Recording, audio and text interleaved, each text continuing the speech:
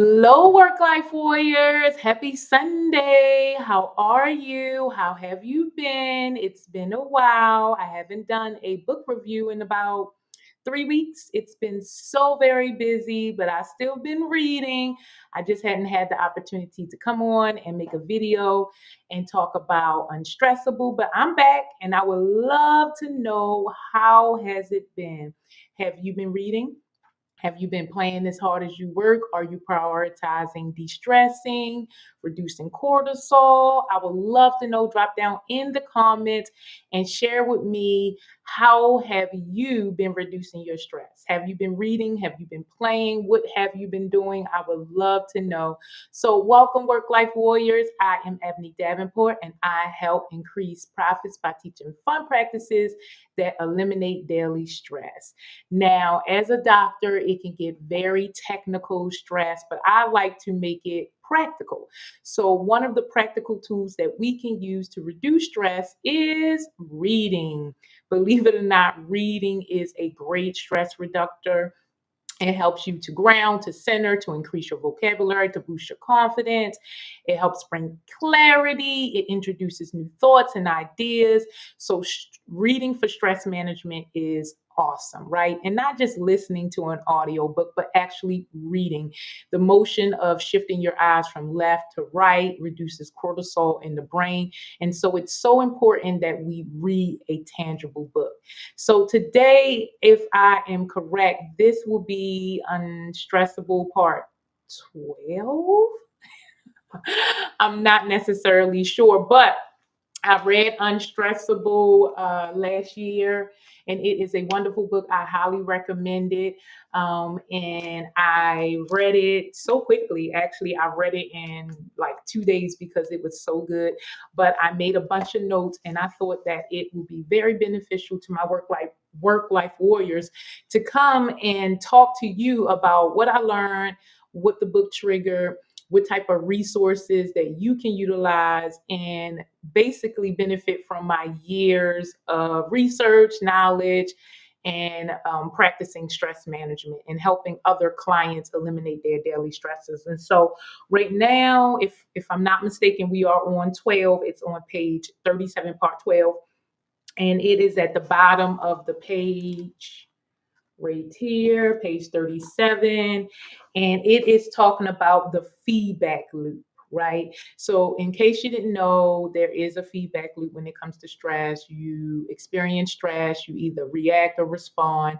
If you react, there's wear and tear on your body, you are less strong, and then the process continues all over again. So that's the feedback loop. You can interrupt it by a stimulus of caring, you deciding to respond instead of react by asking yourself, what do you need? What are your wants? What are your desires? Thinking about the other person and choosing to respond instead of react. But other than that, stress is an automatic process. It is an autopilot, right? So unless we interrupt the process, we're not necessarily thinking about our stress or what is stressing us. And so this is the last paragraph, and it's talking about the feedback loop. And what I really want to talk about is the second paragraph, which is talking about thoughts and emotions. But I am going to read the paragraph above it just to give some context. So it says, when stimulus happens, it really says when that happens, but let's replace it with stimulus. When stimulus happens, the feedback loop, the cycle that works perfectly from trigger to stress to victory over your stressor to suspension of the stress, works in reverse. Sometimes, often, even in the modern world, the feedback cycle doesn't shut off your stress response. Instead, it increases it. So, before I get into the next paragraph, I would like to go ahead and talk about this. Absolutely.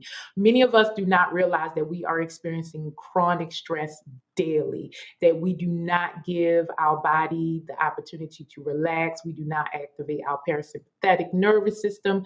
We think that we are decreasing cortisol and that we are adaptively managing stress, but many of our behaviors are maladaptive. And maladaptive practices are accepted in society. They're convenient, it's easy to use, easy to access. And so we're always reaching for what will reduce stress in the short term, what will distract us, withdraw, deny, blame, shame in the short term, right? And it makes us feel better, makes us feel like we have managed our stress, makes us feel like we have eliminated the stressor, but we really didn't. We just kind of distracted ourselves or avoided it or withdrew from the situation. And it's not very proactive. The problem will persist. And so many times we are experiencing chronic stress every day, many times throughout the day. We don't even realize it. We do not relax. We are not adaptively coping to stressors, and which means that we are constantly in extreme state of stress, right? We are constantly producing cortisol. We're not relaxing. Like, for instance, a lot of us decide we want to watch, cable television in order to de-stress. In the short term, you stop thinking about what is stressing you, but long term, depending on what it is that you're watching, it could be producing more cortisol in the body. You could be watching horror or things that stress you out, or people fighting and arguing, or a venture pack, and you in your eyes, because we have mirror neurons, doesn't necessarily know the difference. So if you're watching Discovery Channel and watching someone run from a tiger, your body thinks it's you. If you're watching people, argue and disagree, then your body thinks it's you and it releases cortisol. If you are watching violence, then your body thinks you're in fight or flight, and it produces cortisol. And so a lot of the things that we're doing, we don't necessarily realize that it is not beneficial to us. And although we are not focusing on the actual stressor, we're still producing cortisol in our body. And we're not making sure that the techniques or the practices or the solutions that we partake in actually reduce cortisol in our bodies.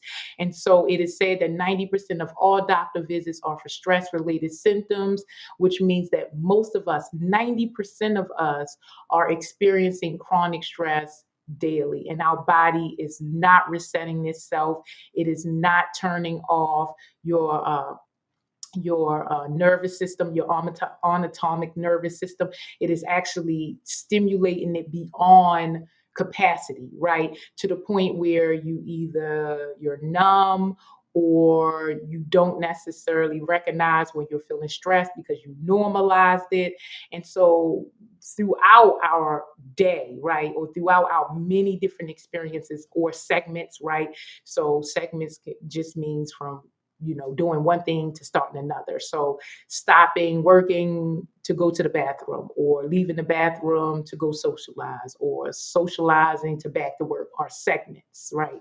And so we don't realize that the segments that we're going throughout the day, that we're just adding stress upon stress, right? We did not reduce our stress from the last segment.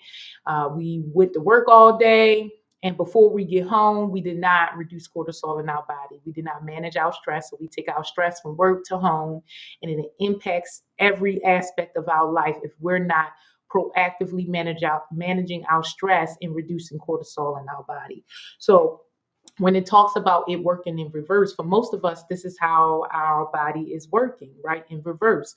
We are constantly experiencing stress. We are never relaxed. We do not activate our parasympathetic nervous system. And we wonder why we experience so much unhappiness, disease, and illness, and we're not feeling happy, joyous. We feel stressed, worried, or anxious, and we just cannot seem to get things right. Right.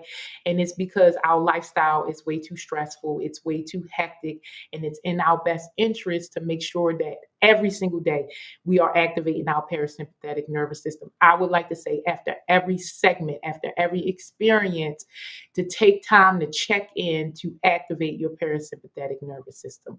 Now, let's move on to the second paragraph, because it talks about the worst part of stressors are caused or triggered by our thoughts and emotions. They last for as long as the emotion or thought that triggers them persists, and they multiply because thoughts trigger emotions, and triggers thoughts.